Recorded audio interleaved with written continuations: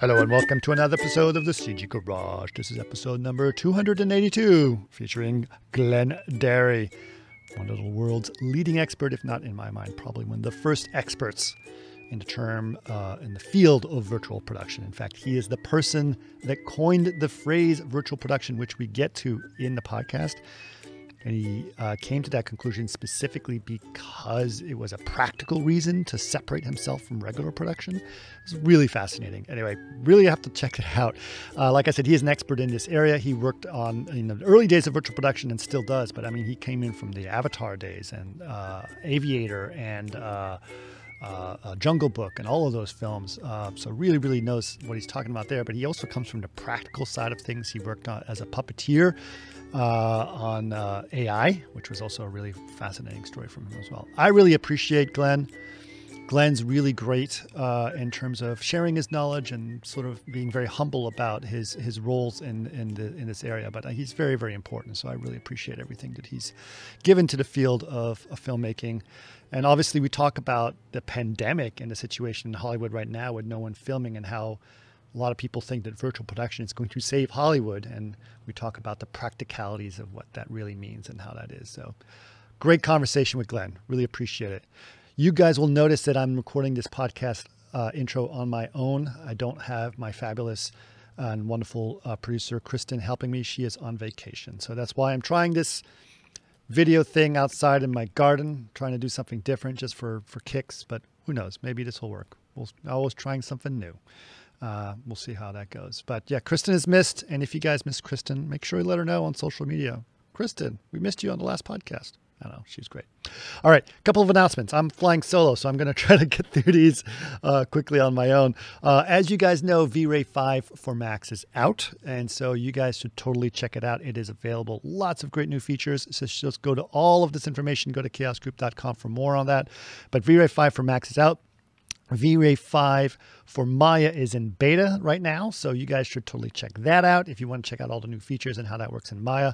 There are more and several updates to V-Ray 5 that are going to be coming for all our other platforms as we go along.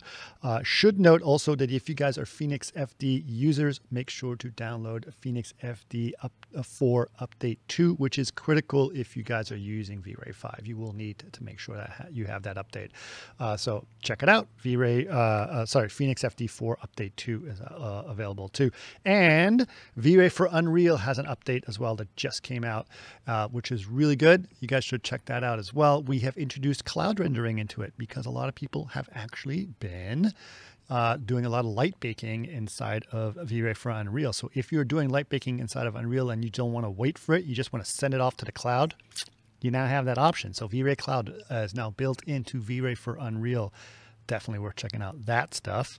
And of course, the other thing I should mention is we have something called V-Ray Collections, which is a new kind of license that we offer, which gives you all the licenses of V-Ray plus all the Phoenix FD licenses. Project Lavina is also included. You get some Chaos Cloud credits and VR Scan all in a single collection. I think there may be one possible exception. I think V-Ray for Katana, one of those is not included, but and I don't remember why. But it's pretty much all of the V-Rays with possibly one exception in there. But go check it out, V-Ray Collections, and that is available at chaosgroup.com to check out as well. In terms of the podcast itself, you can always make sure to follow us. Facebook.com/CG Garage Podcast is where you can follow us on social media if you want to follow us on podcast, and you can leave comments. You can even rate us there, by the way. But if you want to go directly to our page, it's chaosgroup.com/CG Garage, and that is where we would be able to get all the information about this stuff, as well as any links. We have a page for every podcast episode out there for any links or anything that are mentioned. You can go check it out there. And if you want to check us out in video format, we're available on YouTube, and we're available on our Facebook page as well, as I mentioned earlier. And you're welcome to leave comments on that as well, any of those platforms. If you have any ideas or anything you'd like to see in terms of different episodes or new episodes, would love to have them. Love to have those ideas. Just email us, labs@chaosgroup.com, and that's where you can email us at. All right. That being said, please enjoy this amazing podcast with Mr. Glenn Derry. Welcome to another CG Garage. where the chaos group talks. You'll know it's over when the last bucket drops. We're gonna fire off rays in high dynamic range. We know that ambient occlusion is passe. Global illumination won't lead you astray. And while image-based lighting is really swell, you need to make sure everything has Fresnel. And you know what I'm going to do? I'm going to clap just to have it synced up. So I'm going to do that. Can you clap in front of your face? Great. Yes. Let's do that. I remember we used to have to do like the whole you'd have to do like the little cha-cha dance when you were trying to get like the iSync stuff going. When that was the new hotness, Now it's like everything auto syncs. It's so easy. Yeah, I know. Now it all auto syncs. I still do a little. I like the just clap for safety. I still like that. I know. I'm a fan of the clapper, man. I want to walk out with a big board every time. I still have a clapper with the grease board on it, so I can go click click. Excellent. Because now everyone's like, "Oh yeah, I got a clapper," and they bring their iPad out. I was like, "That's not a clapper." And it's like that does not count. There is not that is the least satisfying clap you can possibly have. I want physical. I want buttons. Yeah. I want clicks. I want to hear two pieces of wood slapping together. Exactly. Well, cool, man. We've been wanting to do this podcast for a while, and obviously a lot has changed in our lives completely, and it's been a little bit of a struggle. But I finally figured out how to record them remotely in a way that I like, because I'm not always a fan of doing the Zoom calls or as a podcast form or as or the Skype. It's kind of Skype's weird. The worst. The audio quality sucks, man. I just in general, every time I see Skype, I'm like, "Ooh, do I really want to listen to this?" And you like scrub. Nah, I'm done. Yeah. No. This is great. Yeah, this is really cool. What it does, it actually records all of the audio locally on your computer, and then it uploads it. That's sweet. So that keeps How cool is that? How cool is that, man? I know, right? So that even if there's like a glitch or the internet connection's kind of wonky, your audio still continues to record locally, which is great.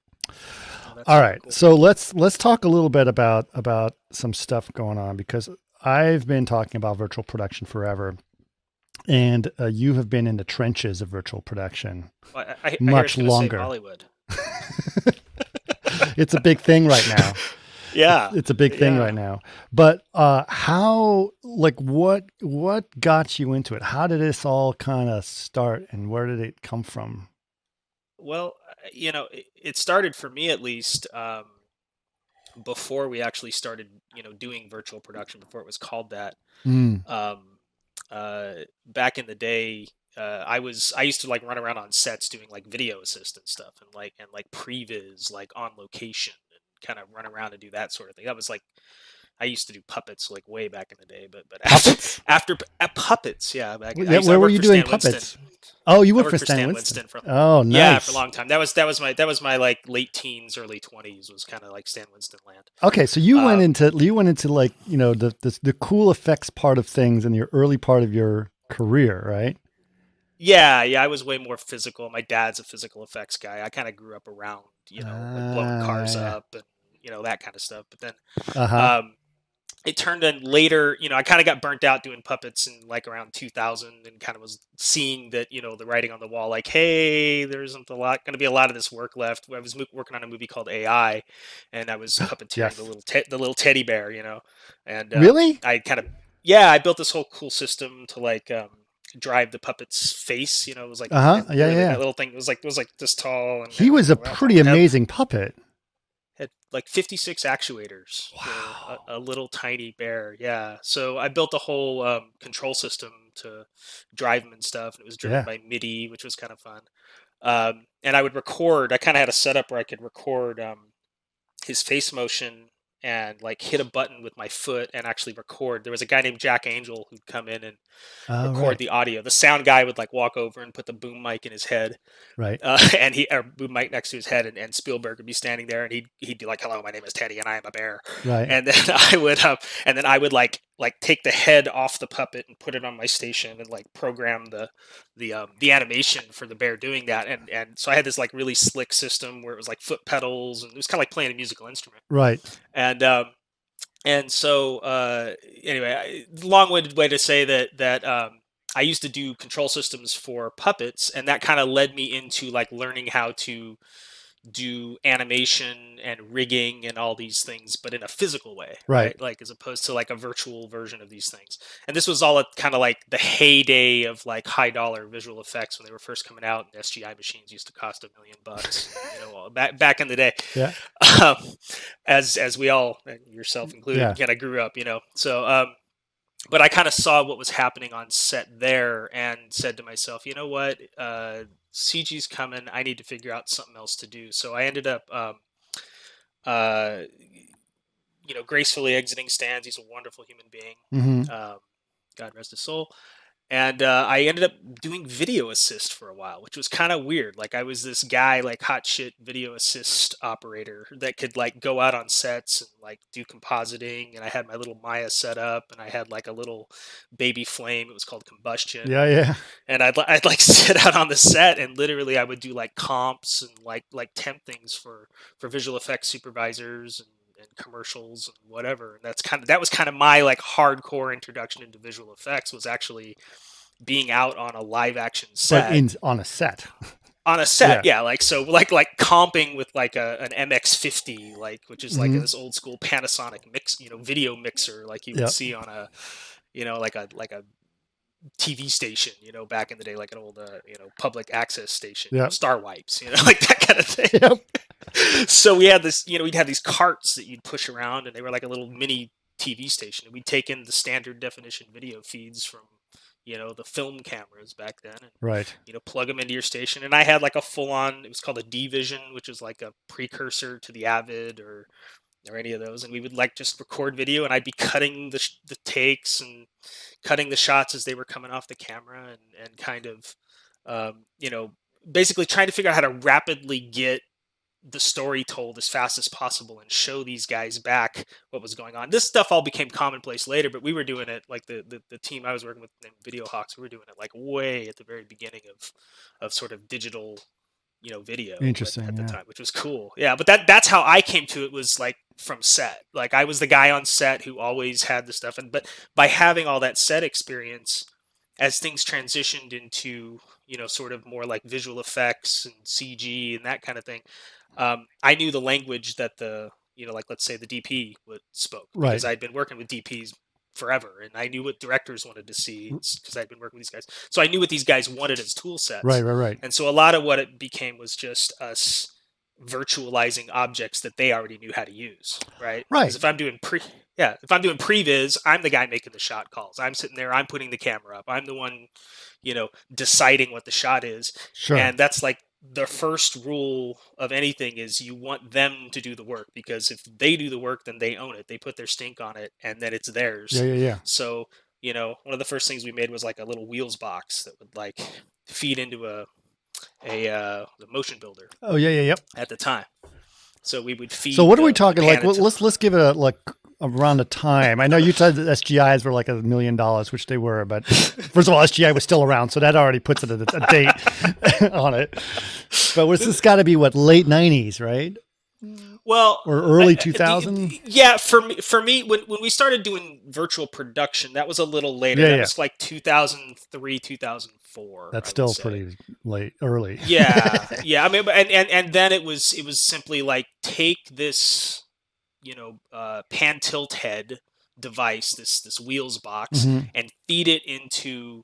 In that case, we were using Motionbuilder. Right. And what that allowed us to do is I could act like the dolly grip. I was a previs guy. I'd be animating. I'd be doing my thing. And then I would have a guy come sit over my shoulder, and I'd go, and I could give, and in this case, it was like, let's say Rob Legato would come. We'd be working on Aviator. Yep. And there was a guy named Oliver Hotz, and I was actually the video guy on Aviator for Rob. Okay. He turned around, he goes, you know how to do animation, right? So Oliver and I would do like the previs. Oliver, we did a shit ton of previs, and then I would take and like track shots and like feed them back into robots and robot cameras, like for motion control and stuff. But the trick was, there was this like wheels box, and you could set Rob down, and Rob could look at the computer and treat it like his own film camera, and we would be the dolly grips. Okay, you want to start here, and then I'd set an endpoint. Okay, you want to end up here? I'd move him, I'd translate him around, and then I'd set an endpoint, Right. and hit playback, and then he would glide along that dolly track. And then if he did the wheels himself, now it was like it became a more tactile way for him to get the shot and it feel more natural. So that's kind of where it started for me, where we started coming up with like, what's it like to virtualize these objects, these camera tools for people. That's kind of where it started, and then it went from there. But so would you say, like, that's an actually interesting point, because there's a lot of people that are, and you can, I'm sure, attest to this. A lot of people are using the term virtual production very liberally these days.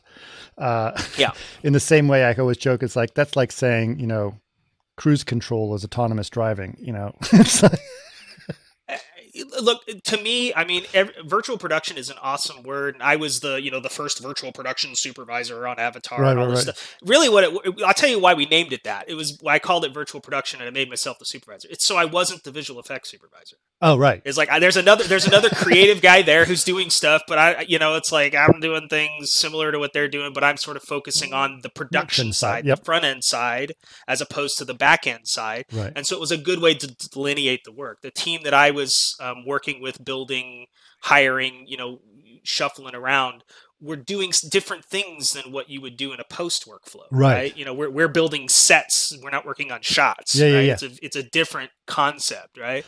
So because the minute I really sort of define when I classify something as virtual production is specifically just what you were describing before, is when you gave the power of the camera back to the filmmakers in some ways. Yeah, and honestly, the very beginnings of it were just simply self-preservation. It had nothing to do with me like wanting to do it. It was like me saying, "Hey, I need this guy to buy off on my shots. He's not doing it. But if I give him the camera, he'll buy off on the shots. Right, here, you do it. You do it. Yeah, exactly. But there's all these awesome side effects with that, which is like, look, you're bringing people who actually know what they're doing, and they're great at blocking shots, and they have the techniques, and they know how to light, and you're giving all that stuff back to them. And as hard as much as I love, back end visual effects guys and CG, and I love it, and I live in that headspace. Right. There's something about taste that comes into play, and it's really hard to teach taste. Yeah. It's really easy for me to go in and say, like, build this asset, do this thing, do this. But when I say, like, put it all together and make a shot out of it, it's wildly different depending on who you're dealing with. So, but if you're talking to, like, Bob Richardson, every single frame is going to be a masterpiece, right? And Roger Deakins or something. Like, you want those guys to do what they do. So but this happens to be the tool we're using right now. So let them do their job, So I've always had this analogy that, like right now, as there's a lot of people that are sort of, especially people that don't know much about visual effects. They basically are being saying it's all CGI, so it's not looking good, right? And there's a lot of filmmakers who like, I don't like CGI. I like it to be practical. They've been using that term a lot. Yeah. And I think it's misguided. I think that, a lot of people think that CG makes things look bad or blah, blah, blah, whatever it is. But really what I believe it is, and I think this is, basically what you're saying is before filmmakers, they would do something. And then they would be going into this black box of a visual effects company, and they'd wait like 6-9 months to wait for something to come out the other end. And they don't know, they have no control over what it is. And it's like really hard for them to make any decisions. When you basically give them back that power through, giving them the camera, or as, more and more developed along the line, which we can get to, but when you give them back that power, then suddenly the CG becomes just another camera, and they feel they can be part of the film process again, right?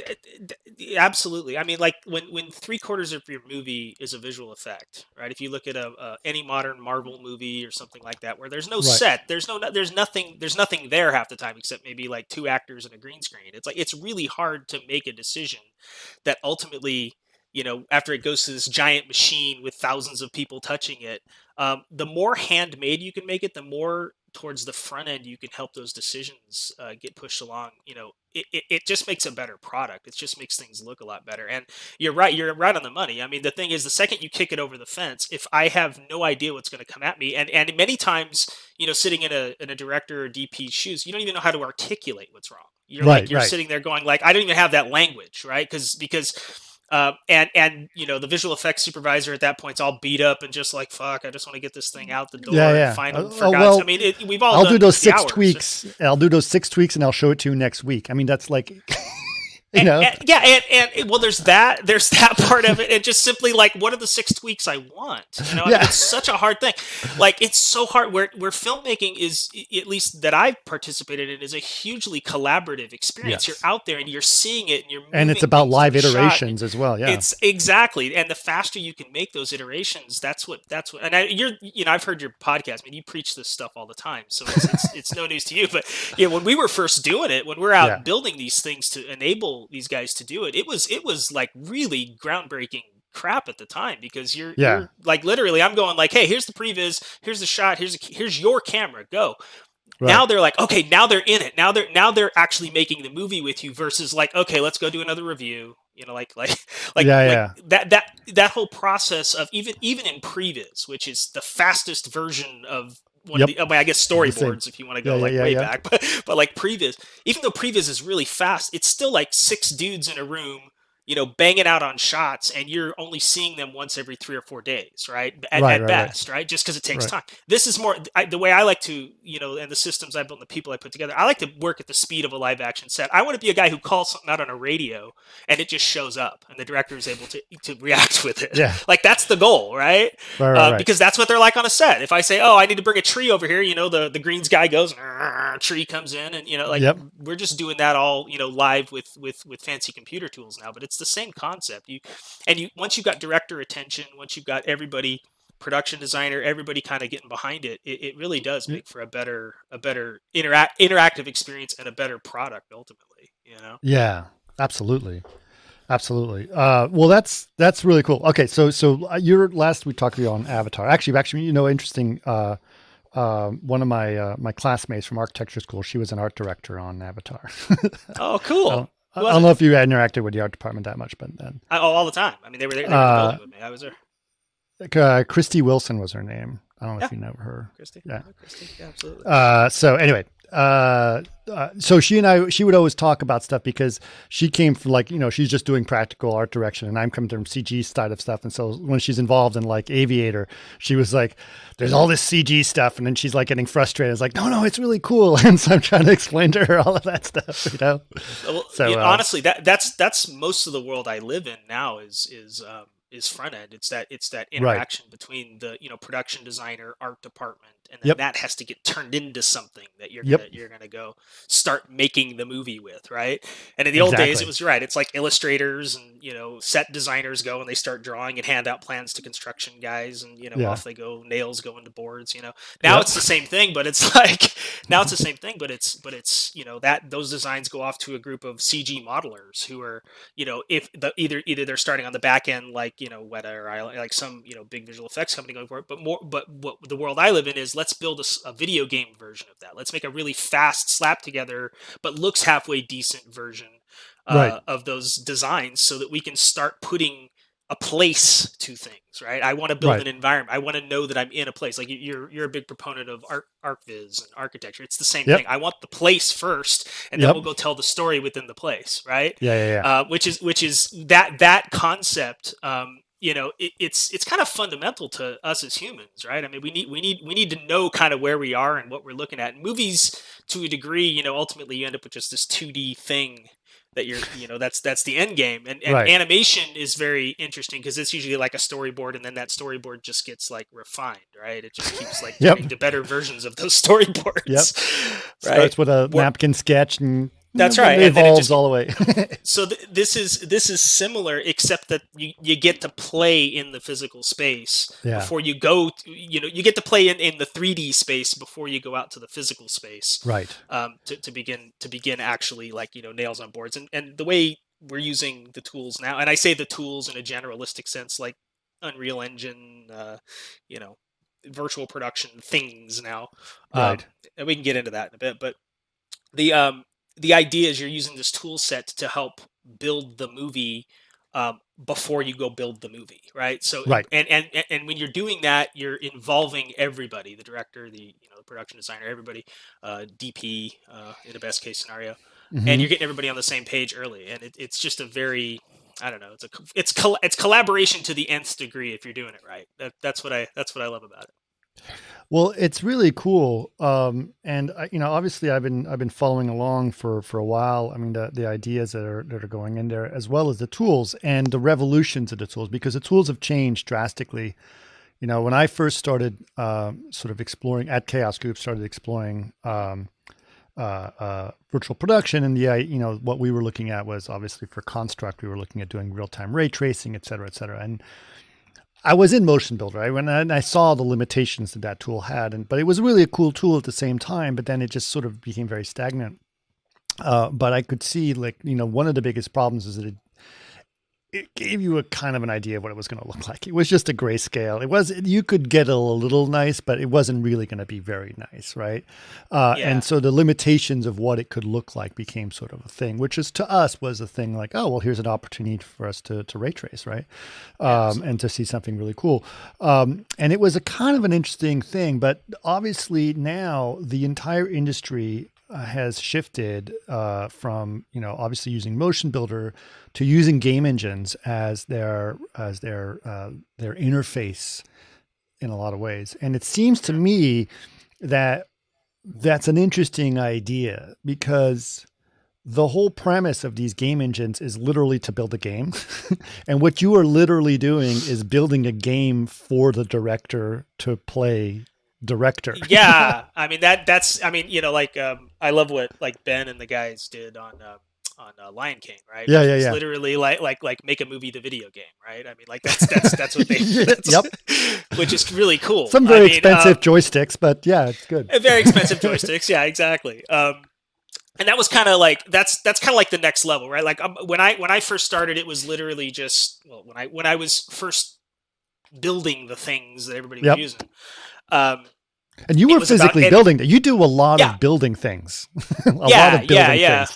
Just so people know, you build the camera sets that go on people's heads. You build things right? Yeah. No, that was electrical engineering. So I had myself and a team. My brother and Alex and Gary. Yeah. I have a team of guys that we had for years and years built the hardware that people were using. So when people say the virtual camera that was used on it, we literally built the camera. Put the monitor on, built the joysticks, wrote the interface. Did all the stuff that it took to actually make it function. And then the facial capture is the same thing. We actually took the cameras, gutted them, redid the circuit boards, redid the optics on them, ball mounts, booms, all that stuff's manufactured. The carbon fiber helmets, all of it. We literally manufacture all that. So I had a small company that did that. So that was Technoprops, right? Technoprops, yeah. So and then through all of that, that was, I guess that's kind of what made what I was doing a little unique, was that I wasn't just a guy who would go, it'd be neat if we could, I would actually go, it'd be neat. And then I go build it, right? There's a very, instead of waiting for people to figure out how to do it or what it was going to cost, I just make the stuff, right? And we had the technical and the machine tooling and all the stuff that it took to actually do that. So it kind of gave me a little bit of a, I don't know if competitive advantage is the word, but it allowed me to do things that it was really hard to do if you're working for a big visual effects company or something like that. Just getting the budget approved for something like that. Did you know Andy Lesniak? Did you know Andy? Was it? Andy, well, unfortunately, Andy passed away, but he was one of those guys that he would say I've got an idea, and then he'd disappear in his garage, and then he'd come back and build something. It was whoa, what? And then look at that, dude! I love it. And it was so cool, because that's a lot of stuff. I mean, you can have an idea and you can sit at your computer and build something in Maya, or whatever, but then they'll come back and here's a physical thing, Yeah. And it's it's the maker idea of being on set is kind of an amazing thing. Now, obviously, 3D printing has become a lot easier, and everything is sort of. And there's a lot of stuff that you can construct on top of this, because the game engine stuff is pretty powerful, but it's also very open-ended, right? I mean, there's a lot of things. I mean, the game engine is a whole other world of stuff, because it's not just the visualization of, let's say, your inputs into the thing, right? It's you Right. can also do things like have, AI driven characters and character, and you have to learn this whole other level of both on the programming side, like how to actually manipulate these things and build them up, but also, the rigging is a little different. Like the whole thing is slightly different because you're looking for real time interaction with it, and the way the Right. materials work, and like all of it is just, it's just like, and there's so much to it. That's the big thing. It's like it's not just, like those of us who've like, oh, I'm a fucking master at Maya, I'm great at this Right. thing. Yeah. It's like, no, dude, you know nothing when you get into Unreal. And I've Yeah. watched it again and again because I'll hire guys and just like they go, whoa. But I mean, the cool thing is, Unreal's been awesome. I say Unreal, I mean, Unity's great too, but Unreal has been amazing. The support has just been outrageous. Like Kim Library and the guys, they're just in it to win it, man. They're really putting resources towards That's awesome. specifically our industry, which is Right. unheard of. I mean, like, no, I also think it's good that there's actually two great companies like Unity and Unreal, because honestly, the only tool you had before was Motionbuilder, and then it was good luck, right? And that's fine, but it became stagnant, and it's like you get what you get, and you don't get upset, right? And so right. that's what I told my kids when they were little. But It's true.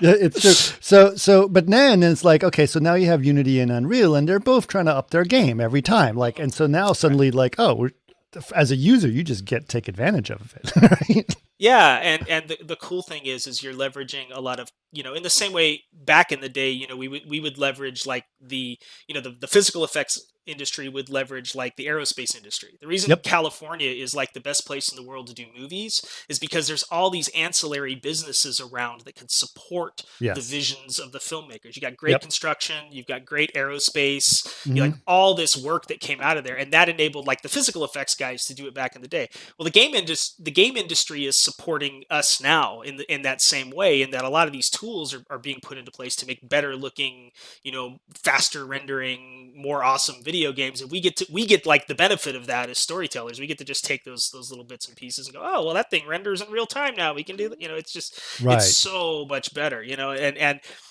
being able to leverage that consumer support is what makes Hollywood work, right? Hollywood's like pirates and thieves, man. I mean, we just want to do things as cheap and fast and fake as possible. Like that's just how it works, right? If I can build a facade, I'm not going to build a real building, right? It's like, just goes back to the fundamentals, right? Yes. So the fact that we can lean on these, awesome game companies to put out, amazing fast renders, it's so cool. And it allows us creatively to make decisions a lot sooner in the process than we could before. Like the way I put it now is like, what's changing is like, let's say you want to do one of the LED wall kind of gags, right? I want to throw something up on, I want to do Mandalorian stage, right? Well, you have to start thinking of your production a lot like we did back in the 80s and 90s. You have to like design the sets and build the miniature that you're going to throw up so that you have something to have on the wall, right? Like the wall is like the display mechanism, but there's all this work that has to go ahead of it in order to get it so that it displays on the wall. And that's the part that everybody looks at the big price tag on the wall itself and goes like, oh my God, that's neat. But really the work, the actual, and I mean creative and technical work, is actually on the front end to deliver the assets that can then ultimately go up on the wall. Right. But also you save a whole bunch of money on the back end. You do. You certainly do. So, and you don't have to have weird, you have to fly cruise because everyone looks green. Yeah. Well, yeah, I mean, that's the thing now, right? In-camera comps are awesome. But even if it's not an in-camera comp, you still need to have something to put onto the green screen, right? Yeah. Yep. So absolutely. So I think it's very interesting that whole process, and we can get more into that. But so there are several things. Obviously, you were there when basically they were starting to look at cameras and virtualizing cameras in some way, either in the previous phase or in the actual motion capture phase. Obviously, I'm assuming that you were probably involved at some point with the Avatar camera system, right? As well, that they were using on the way back in the day. The physical, the Vince Pace one, or I mean, we interfaced with it. So we took, so Vince and Jim had built out the physical 3D cameras, the Pace camera, or I don't remember what it was called back then, but the Fusion system is what they called it. They had been working with that for several years on Jim's National Geographic projects and some other 3D work that he had done at the time. So Avatar was kind of like the first kickoff of a major feature. We're going to use. I think Eric Brevik had done some stuff with Journey to the Center of the Earth using that camera system. But we were, so he had kind of prototyped a bunch of stuff. But ultimately, we had to figure out ways to interface with that camera because, like, if we're going to do, I don't know if you guys know what simulcam is. I call it simulcam. Yep. It's real time CG overlaid. Augmented reality style with the cinematography camera. So we've got so what we did is we took like Motionbuilder and basically wanted to meld Motionbuilder with the Vince Pace camera system that was coming out. You have to know things like what's the zoom value on the lens, things like that. So we had to write encoders. In that case, Patrick, who had designed the camera, they had this. I called it CamNet. It was like a very specific protocol. And we would decode the CamNet and then turn that into values that we fed into Motionbuilder to give us the lens information. And then we built these like active marker systems that ultimately got used on like Jungle Book and a bunch of movies after that. And then we would take like motion capture cameras and put them around the set and then capture this little marker cloud that was on the Cameron Pace rig, and then that would give us like a rigid body of where the camera is, and then we would put a virtual lens where that real lens was, right, and then basically run it through that same. Remember, I was talking about the old little crappy video mixer. Same concept, called a 4A in this case, HD. But like Avatar, you have to remember that was like the first time like HD was out, really. Like that was the other thing too. So there's all these things happening at the same time. We were doing 3D, we were doing all the mocap stuff real time out into Motionbuilder, real time. We were prototyping the first HD Avids that existed. Wow. We had all the first like HD monitors on the set that weren't like these giant behemoth, like the flat LCD ones, the Panasonics that everybody used. So there was a lot of like first, because we were all just coming off of standard def, but that like Avatar was like a defining moment in the sand from a production side, where all these things were changing. And it was cool because we got to play with all the latest greatest toys, and I had a company that was both Technoprops that was providing like the helmets, and we were building all the VCam and the actual camera that Jim used and all this stuff on the virtual side. But I also was in charge of all like the video assist and the routing on the stage, and building out editorial and putting together the storage systems, and all that stuff was all we had this little hangar, which I think is now the Google YouTube building. Okay, so that building was where we did Avatar. Yeah, like that was all. So, but it was like it was before all the fancy glass walls and Google came in. It was a real poop hole back then. Yep. That was Google does a good job of cleaning things up because they're in the old digital domain building, and that was not a very. I was the big whale, whale down at So Avatar is a funny one because I actually remember doing a meeting on Avatar in 1996. Yeah. It was in production for a long time. Yeah. Well, Jim had written that script in Titanic, right? Mm-hmm. And he pulled everybody into the whale because he owned DD, right? I've got an idea. I'm going to do Pocahontas in space. Exactly. Something like that. And we were going to do puppets. Oh, really? Like Stan Winston was. Yeah, I was there as part of Stan Winston's crew. Oh, that's right. Like standing in the big whale. Yeah, I had like T-shirts of like Avatar, digital domain, Stan Winston, Jim Cameron. It's like crazy. Wow. So reading that script then 10 years later when I got brought in to sit in the thing, and I was like, I remember this. Yeah. Well, I just did. I did a recording with what's his name, Ben Proctor. And Ben's been working on the Avatar sequels for over 7 years. There's a whole group of people who never left. Yeah. Like a lot of the guys. They've been working on it since the 90s. Yeah. Well, they're the DD guys. But like the crew we put together, we started putting together in like 2006, late 2005, early 2006. There are key technical crew members, Dan Neufeld and Ryan Champion, a lot of these guys, they've been there, Jeff Burdick, they've just been there the whole time. Yeah. They've never left. It's just, it's like a career, man. It's amazing. It's not a movie. It's a career. It is. Well, I felt like it. I was on it for 5 years. 5 years. Yeah. That's a long time. That's a long time. It's crazy. Yeah. It's crazy. Which is still cool. It's still cool. And I mean, obviously, the thing about Avatar that I think is interesting is that,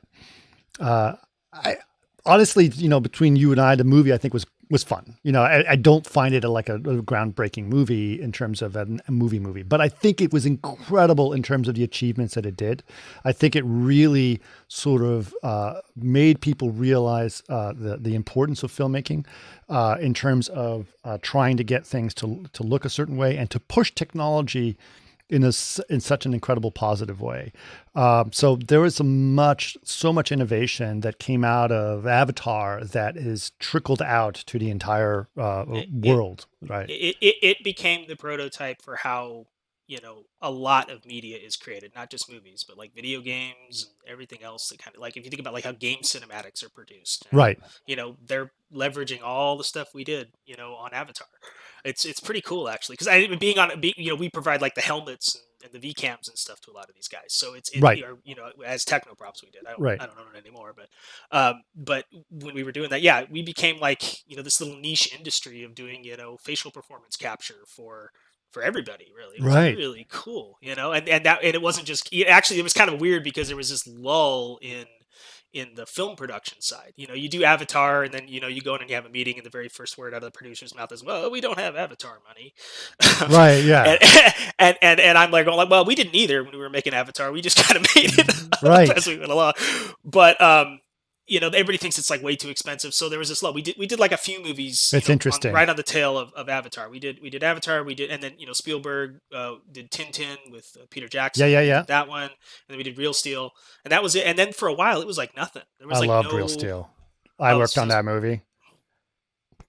The best on-set experience I've had in my life. I've heard that too. I've heard the same thing. And honestly, the thing that was so weird to me is that I was on Tron and then I went on Real Steel to hold me over for a while. So they put me on Real Steel as a lighter, right? Just as a, because I went from as a super, because I just didn't have anything else going on. It's like, oh, we'll put you on Real Steel as a lighter. It's like, great, I can light robots finally. And then I looked at the script. I'm like, you know, and then I I saw some of the art. I'm like, and then I started working with it and I was like, this is really good. This is really good. And I saw the movie and I was like, this is a really good movie. Like it was a lot of fun. I love that. I love the movie, man. Sean, the director, is awesome. Sean was so cool. Eric Nash was great. I worked with him again recently on Call of the Wild. So yeah, no, I love Nash, man. He's a great guy. I love him a lot. Yeah, it was such a good movie. And I loved how rigorous the information came through. So a lot of the lighting that came through and the robots were really cool, both the practical and the CG ones. And the fact is there was a lot of shots where there was a practical robot and followed by a CG one in the next shot. And they both looked great and you couldn't tell which one was which.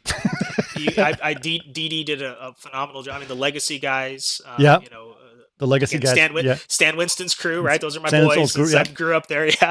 So great physical builds, and like you said, man, it was like that movie was just dialed in terms of like the information flow, and like, you know, we would go out and when we were doing the mocap, we would actually survey the set using, you know, we would have what's his head, Jesse go out. Jesse Chisholm. He's been on the podcast. Yeah. So he would survey the set, give us the information, and Swen, you know, we would actually take their surveys and use that to calibrate the mocap volume. So like where the robots were at in space was accurate to the actual set that was scanned, that was, you know, light art and everything. It was all one cohesive world space, which never happens, right? You guys, it's always like ever. I mean, it was the only show that when we learned on that, since I've done it several times, but that was kind of the prototype for me of like, oh, this is what it's like to take this, you know, kind of, you know, science experiment and pull it out in the real world. You know? Yeah. You're absolutely right. And from my side, it was exactly the same thing because I would get the same data that Sven and Jesse had. And, you know, it'd be like in the arena, for example, right? Yeah. And then, and as I go, well, here's your shot and here's the camera and then here's the robot that's animated. And I would basically say, okay, so first thing I do is I import all of the set data that includes all the lights. They had all the lights built in.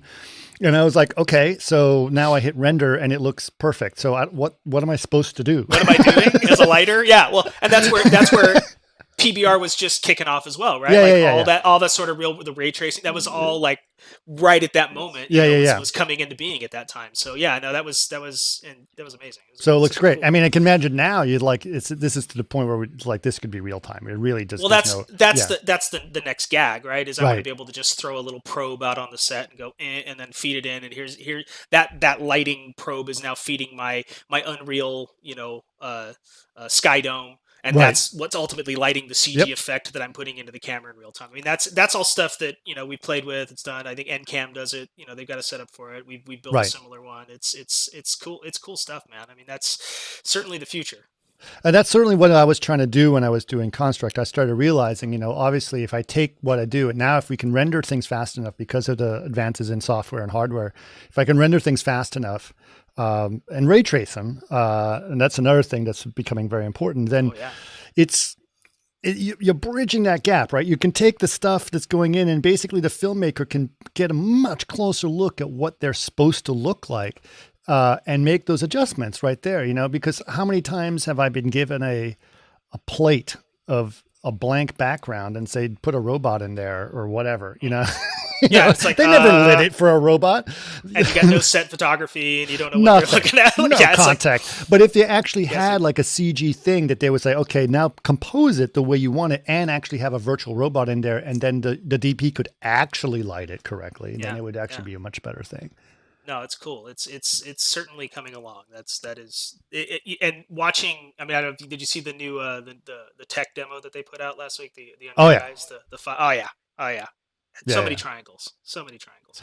Yeah. So I've actually have an analysis of that. So here's the thing that I always try to look at is like, okay, so real time is obviously. What we do in the film industry has to look very photoreal. It has a lot of complexity, et cetera, which you can do because most of the rendering is offline. So you can just throw a whole bunch of stuff at it and it's fine. You can render it offline. You're not worried about the real-time stuff. It's slow as hell, et cetera, but that's okay. But obviously that rendering is getting faster, but at the same time, the hardware and software on the real-time world is catching up. So it's catching up along the history part of things, right? So the way I put it is the way that I looked at that Unreal 5 demo, it's like, okay, what they accomplished is they accomplished a huge amount of triangles because what they did is basically micropolygon stuff that was what RenderMan was doing back in the day, right? Sure. Before they went to full ray tracing. So they do micropolygon. Right. They're not ray tracing, they're doing micropolygon rendering, which is a really cool, basically it's rays. REYES, from point of camera, right? Yeah. From point of camera, right? And so every pixel is a polygon, which is a really smart way of doing things. The fact that they're able to do that in real time is kind of incredible, but also really cool. And then the other thing they're doing is they're doing all the GI through basically what RenderMan was doing back at the time in the day through something called brick maps, right? So they're doing the brick map GI, which is again not ray tracing, but still really cool and really effective, and not 100% physically accurate, but very believable, and does a lot of really cool stuff, and it's really great. So the area that they've landed in the film history of quality of work is WALL-E. They got to WALL-E. Yeah. Which, by the way, WALL-E in real time is pretty badass. Pretty badass. And in fact, if you look at WALL-E, especially the beginning, was kind of a tech demo for brick maps and micropolygon because those giant trash heaps. Oh yeah, it's kind of like the giant canyon that we saw in that demo. Absolutely. Yeah, so it is kind of an amazing thing that they've gotten to that point now.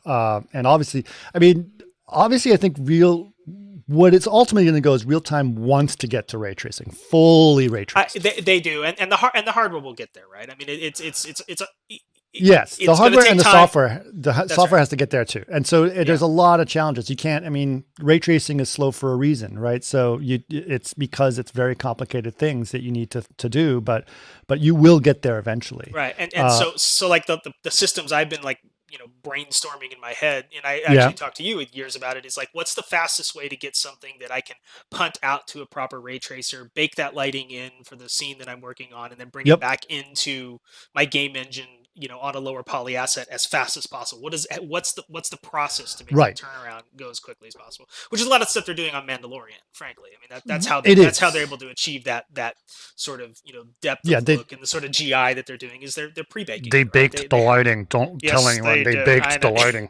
Yeah, they had it's not real time. Yeah, no, of course not. Of course not. But like for me, if I'm out on set, if I have like just a giant AWS cloud somewhere that I can hit a button and get that thing back in 3 minutes back to my set, I'm fine with it. I don't care. And I'm willing to throw gobs of money to make that happen if I need to, right? Like that's the thing that the film industry has that's kind of interesting, and we can do some things that maybe game guys can't do, right? Like we could leverage like just big, gnarly, whatever it takes. Well, think about it this way, right? So think about it this way. If like, so in order to be real time, you have to render at like one frame has to be rendered in 1/24 of a second, right? It's a lot. Now, if you basically say, hey, it doesn't have to be real time, but I can check it out in just a few minutes and say, I'll render one frame a second. That's going to give you 24 times more quality out of it. Right. Exactly. So you can be like, I'll wait a few minutes and then I can see what I just shot. Like I'll see it in real time for this, and then I'll wait a few minutes and see it a bit higher quality. So like my circle take was like, great. Throw that one on the farm and I'll see it in a bit. That was the same concept we would do with motion. It wasn't just renders, right? It was like we do the same thing with like the motion capture that we're working with. So we'll capture the take, right? And I'll just have like a rough, whatever came off the volume, version of it that we'll go and cut. And then once they select the cut, okay, that's my cut. Great. Then we put it over and go ahead and clean that particular take up, fix the fingers, do the faces, do all that, but only on the sections we need to, right? Right. So it's the same thing. It's like this like concept of an offline online. It kind of carries through, right? Like I've always considered the when you're doing like a full virtual production, real time virtual, like Tintin style or Avatar, in Pandora style, this offline, I need something off the stage really quick to be able to make a decision, to know that my scene is blocking well, that the animation is working, that the actors' performances are good. I need reference of all that. I need that put in a way that's easy for me to manipulate. I need a camera on it so I can, get some idea about what what sections I want. Now go cut those bits out that you actually want, give those back to me. And then those are the parts we're working on, because we can't work on every frame of it's too much data. Sure. It's just too much work for everybody to do. So, but the same thing with the renders, right? If I go out and I scout in VR and I kind of go like, okay, that's this area, we're going to be looking that direction. Good. Kick it over the fence, run it through V-Ray, do whatever you need to do to make that area, because we're going to be looking that way, look great, and then bring it back in and we'll put it onto our lower res geometry that'll actually render on the screen, as we go. So yeah, no, it's the same concepts, and that being able to get those decisions, the delivery out of that front end virtual production is the decision of what you're going to do.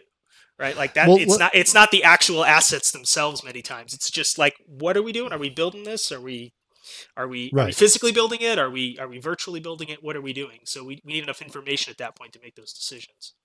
What do you think the reaction of filmmakers is on this stuff? I mean, basically, have you seen a shift? It's like, oh, this is so much better because of this or that. I mean, what is the general reaction that you're seeing from people?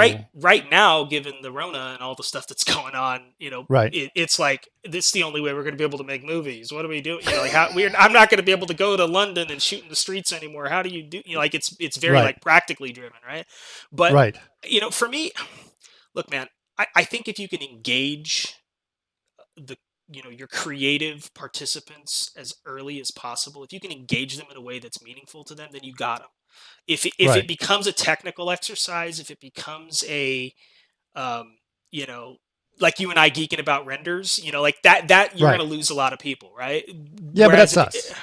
But that's us and your audience, right? But like when I'm in the room and I'm trying to get these guys to buy off on something, it's like, here, you hold the camera. I was always, or here, you get in the suit, or here's your actor. Talk to him, and he'll give you, he'll act right now, and you're going to see it. And that immediacy gets everything flowing. And it gets decisions to be made, and you're not doing reviews, and you're like if I can abolish reviews forevermore, I will have won. That's my goal, is to make it so there are no more like 6 hours sitting in the room with laser pointers, because it's not as, I mean, you need that when you're doing finals and shit but I mean, like in the process of just trying to figure out what the movie is, it's just killer in terms of creativity. So the Yeah. faster you can turn that stuff around, that you have the engagement, you've got director involvement. Like I treat pre-production like production, right? Sure. So I like, hey, you're on my set for 5 hours today. We're going to be doing this, Right. this, and this. And since I'm the guy who a lot of times is sort of ADing it as well, and like putting the schedules together and figuring out how to get all these guys to work together, like that process of engagement is how you keep these guys motivated and in it. And, you know, and then there's the machine that it takes to, you know, get through the number of shots and, you know, the stuff that has to be built and all these things. But like the more you have them early on, the better they are. And you were asking like how every director I have ever dealt with has fallen in love. Now there are exceptions. You know, Oliver Stone, not his favorite thing in the world, right? He's going to look at this stuff and go like, not for me, right? But most of the guys that, you know, I've worked with, you know, some, you know, big names, but also, and I'm not saying he's not a big name, but like Wes Ball, great guy, you know, that's kind of like the new school, right? Like he's much more hands-on. And he's very CG oriented. He knows CG really well. Yeah. So that's a very different experience than working with like, you know, a Bob Richardson or a Right. you know, it's just a different thing. Like those guys, you know, you're trying to emulate the old way. With the new guys, you're trying to say like, oh, you play video games, great. Here's a video game controller. I'm just trying to get the information out of you, man, as fast as possible. Right. So you know, when people say like virtual production, I'm like, it's just production. We're just using different tools. It's the same thing. And with that though, you know, we do have to train kind of the new people coming up. Like my goal is to take like dudes who are used to working on mouse and keyboard and, you know, get them some puffy jackets and put them on set. Like that's my goal. Right. And you have to learn kind of like how things work out there. You know, there's a history to things, and that's a lot of the fun I have is taking guys who've never been on a set or, you know, and say like, all right, here's how it works. You know, you're going to do this, and you know, the first time I put him in front of the director, it's you, buddy, go have fun. Right. You know, it's like that's empowering for an artist who's, you know, been locked in a back room for the last, you know, however many years working on stuff. Like it's really cool to see them, and they either sink or swim. You know, it's on them, but it's really fun to watch that process. Now, obviously, you know, I mean, you're kind of a guy who figures out how to get things done and builds it if it doesn't exist, right? So that's the thing that's kind of cool about what it is. But do you think? I mean, obviously now there's an interest, obviously, in virtual production. There was an interest before coronavirus, but obviously coronavirus has made it much more interesting to people because it's the only way they're going to get their movies done in some cases. But is there? I mean, do you feel that there's going to be some new tools that are going to be, because right now, if you're looking at virtual production, it's like it's the Wild West. It's like there's so much going on. So I'm gonna talk about what I want to happen, and it's not necessarily. Please tell me. what I want to happen is, and this is gonna be heresy. I'll probably get flamed for this, but I want to see a union come out of this because and here's why. Okay. Hollywood is built on a bunch of very small, small individual freelance entrepreneurs who go out and own a little bit of their little company. They're the video assist guy. He owns his video assist cart, and he's getting rental on that. Oh, right. So there's an incentive for him to do awesome work. If I'm, you know, back up fourth string at third floor, love third floor, great people, but if I'm there, you don't have the same incentive and mindset working at a visual effects company as you do when it's your ass on the line on a movie set. Right. And so the people who will rise going purely freelance and not working at ILM and not working at Weta and not working, that's what productions want, are people that are working on their show.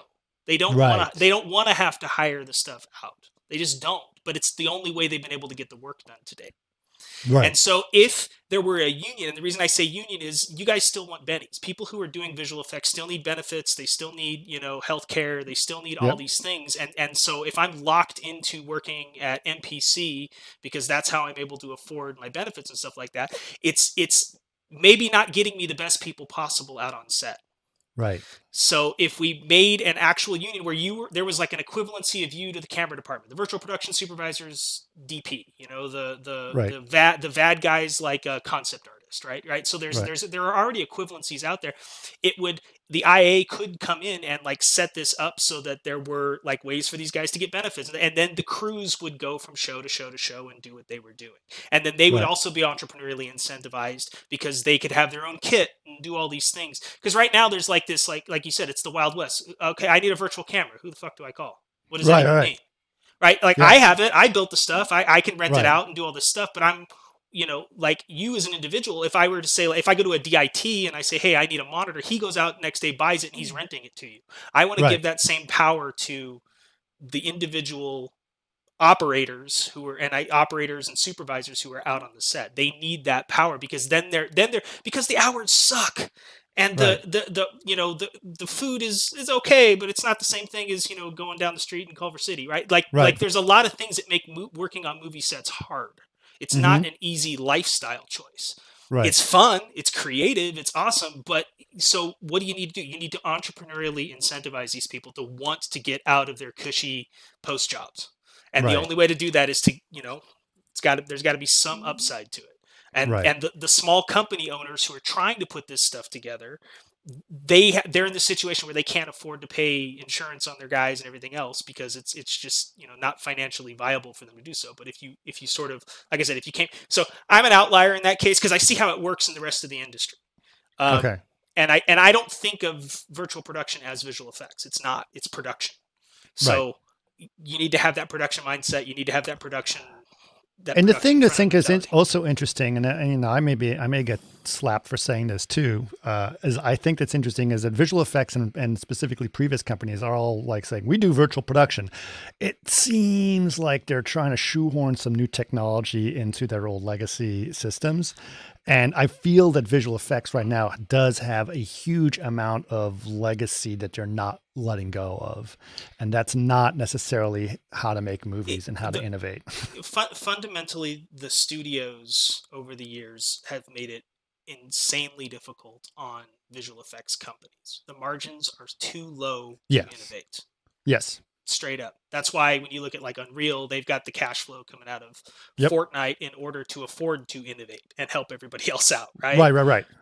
And guys like me, once in a blue moon, get a movie every 10 years that we get to innovate on because we've got a crazy person at the helm who's able to get things promoted and get the studio's vision behind and alter their scripts if they need to make it work for the technology that's there, right? Favreau and Cameron and these guys. And I'm one of the blessed few, right? In that regard, and I'm fully aware of that. I'm not special in any regard in that way. I just happen to be really lucky and got to work with some really cool people who didn't care how it was done, and I could say, hey, we'll get it done. But like the industry at large, it is really hard to scrape a living as a company. If you're doing visual effects, you built a pipeline. The reason you have this fixed, rigid pipeline is because it allows you to get 1,000 shots out a week if you need to at the end of these things, right? And if you don't have all that machinery in place, you can't do it. But that rigid pipeline keeps you from doing fun shit on the front end of the set. Yeah. You know what I'm saying? So it's difficult. That's why I'm a big proponent of like individual entrepreneurs doing their thing because I think that's how it will actually get done. And I think that, like I said, the Unreals of the world and companies like that, they're able to put out products that we can all, kind of grab onto and go, oh, we can build a whole little, niche out of that and make it work. Yeah. Well, this is really cool. We're getting close to an hour, so this has been pretty amazing. But what's going on with you right now? Can you tell us what you're doing right now, obviously? Yeah, I mean, I had a company, Technoprops. I mean, a little 10 seconds of backstory. I sold it to Fox in 2017. Okay. We built the Fox Vfx Lab, which was like, director wonderland. I basically built, I'll go ahead and say it, the coolest motion capture virtual production stage on the planet. Built it. It was awesome. It was great. Unfortunately, when Disney took over, there wasn't a place in the Disney empire for it. Right. So just the way their business is structured, we couldn't really find a fiscal place to like chunk that group of people under. So I had to disband it end of last year. So right now I'm kind of chilling. I'm doing some consulting on the side. I'm hanging out. So this has been this little, since I basically my contract was up in January. So I've been hanging since then. And I'm working with I'm working with Agbo right now, just doing some script breakdowns and stuff. Well, like the that. thing is, you have a huge amount of knowledge right now, and the fact that you're sort of a free agent is probably a good thing for a lot of people in the industry. Look, man, I love building teams. That's my favorite thing in the world to do. I love getting good people and putting them together and coming up with really cool stuff. And as I'll do the little plug here, I'm starting to build teams again. So if you hear if I'm giving you guys calls, pick up the phone. It's happening. That's great. That's great. Well, I'm really excited. Obviously, as you know, virtual production has been a big interest of mine ever since I dabbled in some of the weird stuff on labs when I was working on construct stuff. But obviously, I've been thinking about it forever. But like when I started, things like this is going to change. Something about the movie process is going to change, and it was really cool to see that. Obviously, I saw what you did on Jungle Book, and I saw some of the things that were going on Lion King, and I was like, this is just going to get better and better and better and better and better, and I'm very excited about what filmmaking is going to mean to people. So it's going to be really cool. And I actually even think, you were talking about ArcViz and architecture. I even think that the technology that we're doing is going to not just be for filmmaking. This is going to be that is the new AR in a sense of things, right? Of looking at things and exploring things. And architects would be able to use these tools to explore their spaces in the same way. So ultimately, I want to build a world and I want to tell a story within it. Whether that story is, hey, this is an awesome place to be, which is ArcViz, right? Right. And you want to be here and we want to build this. Or if that story is, 2D narrative that's, sort of traditional, or if that story is more 3D interactive. Ultimately, that's the thing, right? And the idea of persistent worlds that we can pop into and tell stories within and get out. If we can make the tools work so that it's easy to do that, it's just better for everybody. And you'll see more and more of it. And I look, my kid, he's got his little system over here. He's playing in Unreal every day. He's it's really cool to see how far this stuff is coming along. For just anybody, man. Like Blender's free, Unreal's free. Like there's no reason not to just do it, right? Substance does not cost very much. You know what I'm saying? You can make really good looking stuff. Quixel's free. It's like this is an insane time for computer graphics and for people who just want to, tell stories or, whatever build worlds. Build worlds, man. It's an unbelievable time. So absolutely. Well, cool, Glenn. Thank you so much for being on the podcast. I really appreciate it. Pleasure, man.